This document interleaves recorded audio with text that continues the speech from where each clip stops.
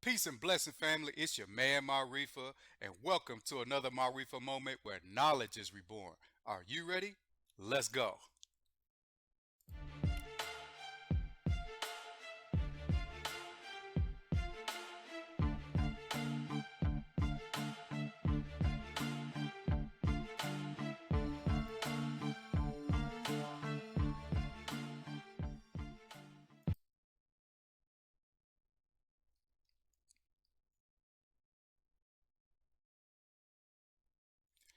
All right, and we black. It's your man Maarifa Black again with a great topic today. All right, we're going to be discussing about how the Africans evolved the human race. All right, but before we get started, before we do all of that, you know how we do it. Admin notes need to get out the way first. So, Dig, two quick things. All right, we need you to look at this banner right here. Check this out. We need you to like, subscribe, follow, and share all of our social media platforms at Maarifa ASAR LLC. All right. Go ahead and give us a thumbs up also for this video. Let us know if you like it. Leave a comment down in the comment section and let us know what you think about this video. All right. And then also we need you to subscribe to the channel so you won't miss out on any, videos that we drop at any time. All right. So you'll be notified when that happens. Number two, we want you to go to marifasar.com. Dig, check this out. I'm wearing a Maarifa Asar gear right now. I'm rocking it. You should wear it too. Dig, go and purchase some Maarifa Asar gear right now and join the knowledge movement. Support the movement that is growing fast. All right. So take advantage of the sales that are going on right now. Also at marifasar.com, you can rep the culture as well as support the Marriott Foundation. So when you do that, proceeds from purchase of the sales will go towards helping a nonprofit organizational youth program. All right. So go and make a purchase at marifasar.com today. The link will also be in the description for you to take a look at that. So go get you something fly and purchase something today. All right, so let's get into our topic for the day. You dig? Let's get into the topic. It's gonna be a great one. All right, let's go. First thing we're gonna discuss is actually we're gonna take a look at this timeline here. The timeline that we're discussing from our previous video, "The Black Woman is God," will annotate and note that we have the first Lucy bones, Mitochondrial Eve, that was discovered in Southeast Africa, and this is the great grandmother, as we had mentioned before, of all of humanity, and she was able to create all phenotypes of Africans, and genetically she was able to hold those structures to be able to create those phenotypes, and she developed certain tribes that evolved in that region, and we're going to discuss a few of those tribes in that region briefly here. So let's get to it. As we see, our first is the Khoisan. Okay, so the Khoi-Khoi and the San people are two different tribes, but they mingled together and they became the Khoisan. Okay, so they had two distinct cultures that they were actually doing. So you notice here they have the Asian like features, and people say that, well, Chinese people were the oldest indigenous cultures on the planet, and that's a lie. It's the African is the oldest. You know what I'm saying? The Asian came from the African. So the African black woman was able to create this phenotype of the slanted eyes, and they were able to create that melanated Asian look, the beings that they have here on the planet. So these Khoi and Sans people have, different skill sets and things of that nature. They started out as hunter gatherers, where they were using the bow as a weapon to be able to go out and hunt for prey, of different animals so that they can be able to feed their family.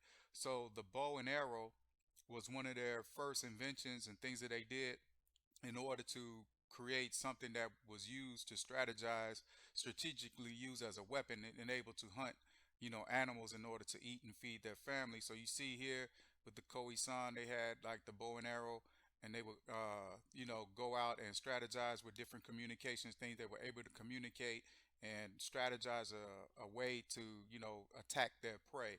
You know what I'm saying? To be able to bring food home to their children. So then you had the Khoisan looking like the Asian, you know what I'm saying? And you see here the slantiness of the eyes, and you'll notice, that these are the first indigenous people on the planet, okay? And the Khoi were agriculturalists who were able to, fertilize and, plant seeds in the ground, be able to grow foods and things of that nature. So they study, the seasons and, when is the best time, what I'm saying, to pretty much plant seeds in the ground. Being in the South African region, it's pretty much all year round, hot outside. So everything is constantly growing because the sun is up and it's high. So they had a very good environment and the soil was rich for them to be able to grow food, what I'm saying, through plants. And they would cultivate the land. They were some of the first cattle herders on the planet, you know what I mean? So they knew all of the different animals in that region and their tendencies and what they used to be able to use them as a resource to help them cultivate that land. They used the dung from the animals to be able to fertilize it, and then they dug out and then planted, you know what I'm saying, seeds in order to farm the land. So these are the Khoi-Khoi. And then the sons were, those hunter gatherers who went out and actually, noticed all of the tendencies of the animals, and they were able to, utilize those skill sets and combine them as these two groups came together. The Khoi-Khoi and the San people integrated and intermated and bred with one another and became the Khoisan. So then you have their abilities and skills as agriculturalists and cattle herders and hunter gatherers, and they were able to plant seeds in the ground to be able to grow food and things of that nature. So they understood what it was to farm and how to grow plants and how to grow food and fruits and vegetables and things of that nature, and utilize all of the animals for their resources in order for them to be able to survive. So these basic survivalistic skills is something that they had inherently within them that they developed, as a human race and as a people. All right. So then you have, some of the things that they were able to do also was describe what they were doing. So they had a language and an art that depicted, them being able to communicate and express themselves through art, what they were experiencing in life. So they were intelligent enough to be able to draw, things that they saw. And so you had anthropologists, who went into this region in South Africa, Botswana, Zambia region, and they discovered these cave drawings and these cave carvings that they predate back to, the Khoisan people of South Africa, the Africans in that region.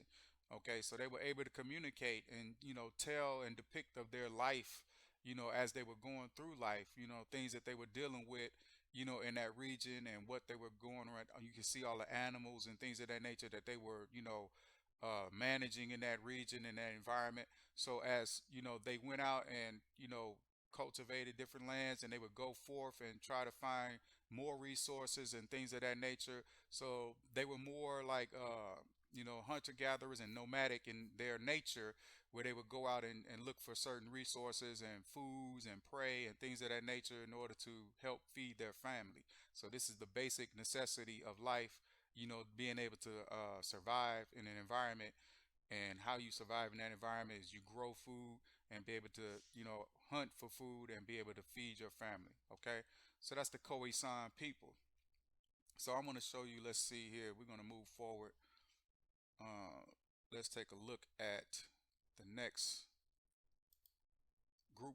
The next group that I want to discuss is the Batwa, the Hutu, and Tutsi. Okay, so the Batwa were the little dwarf-like, Africans that came out of the Lucy Bones. This is the other mutation that they had. You know what I'm saying? So the black woman is able to create all phenotypes, and she had, created the little, Batwa. So a lot of people, the European derogatorily named the Twa the pygmy. A lot of people will recognize them by the pygmy, but their original African name of their tribe was Batwa, Batwa, and then their cousins were the Hutu and the Tutsi, who lived in the Rwanda Burundi area, and then the Twa they settled in the Congo Central African region. Okay, so they were in the rainforest. So the Twa were very special people. They actually had, a lot of knowledge and information on how to survive in the rainforest, and they would use fire. You know what I'm saying? Because they were able to create fire and things of that nature. A lot of people say, "Oh, that the caveman Neanderthal was the first to create fire." That's a complete lie. that is a false myth. It was the African who were the first to be able to create fire. And they, the Twa were, in that rainforest, utilizing fire to be able to, cook their foods and things of that nature. And they got that technology and that knowledge from the Khoi San, which is their distant cousins. You know what I'm saying? So you had, them utilizing fire and being able to survive in an environment. They would build little huts and they would live in these huts, and they built these, huts in order to, have some shelter. So they had the ability and the comprehension to be to construct, buildings and infrastructure and things of that nature to be able to keep themselves warm and be able to protect themselves from, animals, during the night. So they had a knowledge and understanding of that, by able to create the huts. You know what I'm saying? But they were also fishermen, and they would go into the rivers in the rainforest and would fish for, different fish. So they had a pescatarian type of diet that they would add to their vegetables and vegetarian type of diet, as well as some of their hunter gatherer carnivore type of meat eating that they had. But they also incorporated the fish, in their diet. All right. So when they were in the rainforest, they were some of the first, well, they were the first herbalists, rather, on the planet. So they would go in and be able to take a look at different plants and figure out, these plants were good enough to eat. Are they good enough, to heal in your medicine, things that you need in order to survive? As a people, if you get sick or anything like that, they knew exactly which herbs to crush up and which herbs to take, in order for them to, be able to sustain themselves and their immune system. Okay, so they were the first herbalists on the planet, living in the rainforest in the Congo. It grew a lot of plant life, in that environment, so they were able to utilize that knowledge and skills. The Sands people also, were they had this ability to, take a look at different, plant life and structures and things of that nature too, because they, gathered out into the jungle region and things of that nature too. The European, they derogatorily named them the Bushmen. The Sands people, they derogatorily called them the Bushmen, and because they were out in the, the jungle area, in the brush, in the bush, and they were able to also utilize their abilities to, find plants that were helpful to them. You know what I'm saying? As far as like nutrients that they needed, and they knew which plants to put together to get the ingredients that they needed in order to sustain themselves in the rainforest or in, the jungle regions and things of that nature. But you see the Batwa, they have all of the capabilities there to do that. But Twa also had a special ability to create song and dance. You know what I'm saying? So they were the first to inspire, a whole, humanity with spirituality. You know what I'm saying? With song and dance. And I want to see if I could play this real quick. I want you to hear this, and we'll discuss it after. Let me give you a few seconds of this. Hang on a second. To hear this. These are the Twa, their tribe.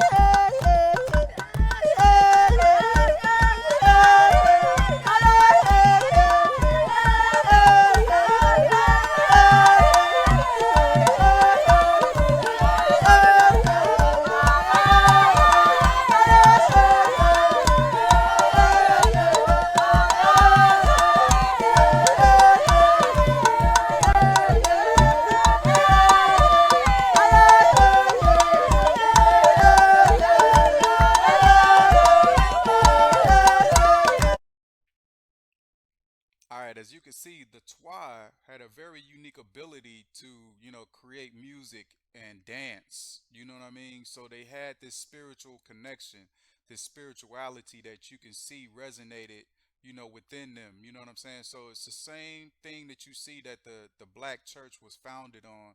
When you see the black church today, people catching the Holy Ghost or the Holy Spirit, when they say they catch the Holy Ghost and the Holy Spirit, and they get to dancing and jumping around and yodeling and speaking in tongues. This is traditionally where you get that from. You get it from the Twa African tribe. So it's a spirituality that resonates with your spirit. The yodeling and the hearing, the beating of the drum and things of that nature. So that's an African tradition that was birthed, through the Twa. You know what I'm saying? So that's how you get that, that different musical aspect of that thing that was pretty much birthed from the Twa. And the Twa was also instrumental in growing those different genres. Out of the church, came, gospel music, and then you had reggae and jazz and blues and even growing into hip hop. You know what I'm saying? So a lot of those musical genres owe their inspiration from the Batwa, the Twa people, the Twa African tribe. All right. And then you see the God is best. The God is best was revered and respected, and the God is best in ancient Kemet, came through the Twa. She was the Twa. You know what I'm saying? So you can see that the short stature and nature will let you know that she was from the Twa tribe. All right, respected and revered. All right, so now you have the Azabi tribe. Let me pull this up real quick. Hang on a second. I'm gonna pull up this map. I want you to see this real quick. So this map will show you, where the different tribes, the different seven tribes had migrated to and settled in regions. They started out with the Lucy Bones, obviously, down in Southeast Africa, and then the Lucy Mitochondrial Eve gave birth to different tribes. You know what I mean? So you see the Khoi-Khoi San down in South Africa near Botswana in South Africa region. You got the Batwa in the Congo Central African region, and the Hutu and the Tutsi in the Central East area, near Rwanda and Burundi. And then you have the Azabi tribe in Tanzania and the Maasai. The Maasai were in Ethiopia region in Kenya. You know what I'm saying? So near Uganda. So you have the different tribes that were branched out and moved on into those regions and settled in those lands, and they started to migrate and become a part of those regions, and doing different things is like fishing and herbalist and botanist, and creating song and music and dance, and being revered and respected. But the Azabi tribe, they were great hunter gatherers. You know what I'm saying? And they were one of the sharpest marksmen or bow, that they were very much pretty much precise in their prey and their hunter and gathering. So they had that skill set, which was better than some of the other tribes, and they had that ability to have great marksmanship when they were hunting and gathering. So they passed that tradition down to other tribes as they were interbreeding and mingling and mixing, having babies and evolving. These African tribes were intermingling and having babies and evolving. They were passing down the traditions. They were passing down all of the customs and things of that nature. And here you see some of the tools that they were using, to hunt, to fish, you know what I'm saying, and things of that nature. They were using to cultivate the land and farm the land, and do all the things they needed to do. You see the different sickles. They were using to, chop down the plants in the rainforest, and the different things that they were using to create fire and build huts and things of that nature. These are some of the tools they were using to carve and to cook out food, and to go into the water and the fish and to drink from the cups. So these are all of the innovations and the inventions that the Africans created and used to be able to evolve and survive in their region and their environment. You know what I'm saying? One great book that I recommend that you take a look at is the Black Man of the Nile and His Family by Dr. Ben Yakinen. Dr. Ben, as he's affectionately called, is one of our great ancestors who did a very extensive work, in Kemet, and studied the history of the African, for over 30 plus years of his life. You know what I'm saying? And he actually was in on the ground in Africa for most of those times. So he had an eyewitness account, so I recommend, Dr. Ben reading his books and getting to know a lot of the information that he, discovered. And he talks about all of these pre-dynastic, historical, African tribes that we, discussed earlier today. You know what I'm saying? So he breaks it down and gives you a good insight about those accomplishments and those Africans and what they were able to accomplish and do. And with all of the agriculture and the farming and herding of the cattle and prey and being able to communicate and have artistic expression on cave, walls, caves, and that the anthropologists found and discovered, the herbalist, skill set and knowledge and abilities, the ability to create music and song, and dance, the ability of studying cosmology and understanding the moons and the stars and things of that nature. These Africans were able to lay the foundation and pass those traditions down from one generation to the next generation to be able to have a foundational standard for a civilization, is concerned. So they were able to hunt, gather, feed their families. So that's the first basic rule of survival, is to be able to, feed your family. And if you're able to grow food, feed your family, and then also take care and maintain your health, that's the foundation for your, civilization to be able to grow. Now you can concentrate your efforts, on other things like, studying religion, studying the stars and astrology, studying, the days of the year and calendars and seasons and religions and developing philosophy and growing architecture and things of that nature with buildings and stuff like that, you know, and doing all of these different great things. So from these tribes, these African tribes, evolved a new African. You know what I'm saying? So as they interbred and they created, within themselves and started having babies with each other and mixing and mating and things of that nature, they evolved into a greater African who had these skill sets, and these skill sets were passed down traditionally from one African tribe to the next. And then he ultimately came up to one of our great kings that we're going to discuss, Narmer, the great pharaoh king, of Kemet. And it gave rise to these Africans, you know what I'm saying? So, and a great civilization that occurred from that, from Sudan, it went all the way up to, Lower Kemet, you know what I'm saying? And we're going to discuss Narmer and all of his accomplishments in our next video. But that's all we got for today. We hopefully you enjoyed, you know what I'm saying, and learned something new about the Hazabe tribe and all of the different, the Twa and the Khoi-Khoi San and different tribes that evolved out of the pre-dynastic, prehistoric era. The very first founders of the planet. All right, so these are how these Africans evolved humanity. Okay, these are the things that they've done and accomplishments they achieved as African people. So your people are very great. If you are of African descent, they accomplished some great things and they've done some great things in this lifetime and expansion. And we're being told all the time that we haven't created anything and we were, uncivilized, and that was a complete lie.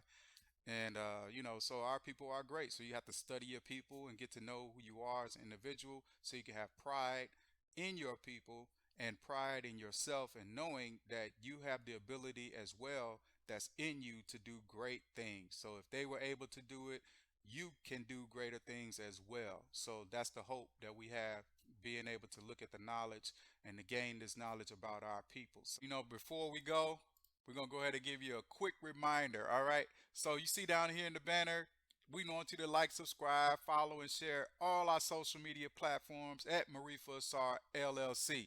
Give us a thumbs up if you like this video. Also, click the subscribe button so you'll be notified every time we drop a new video. And then in the banner, you see MaarifaASAR.com. The video is almost over. There's a link down in the description as well. You know what I'm saying? Go to MaarifaASAR.com. purchase you something fly today and join the knowledge movement and help support the Maarifa Foundation. Leave a comment in the comment section. Let us know what you think about this video. You know what I'm saying? If you like the information, let us know how you feel about it in the comment section. All right. So that's it. You know what I'm saying? This has been another Maarifa moment where knowledge has been reborn. You dig? So the more you know, the more you'll grow, and the better off we all shall be. So until next time, I'll say love and light. Peace. Yeah. Let's go. All